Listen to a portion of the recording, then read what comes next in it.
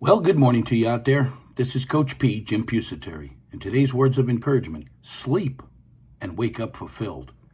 Yes, folks, it's so important to get 6 to 8 hours of sleep at night so your body can recharge itself. Your body repairs itself in your sleep. Your mind recalculates itself in your sleep.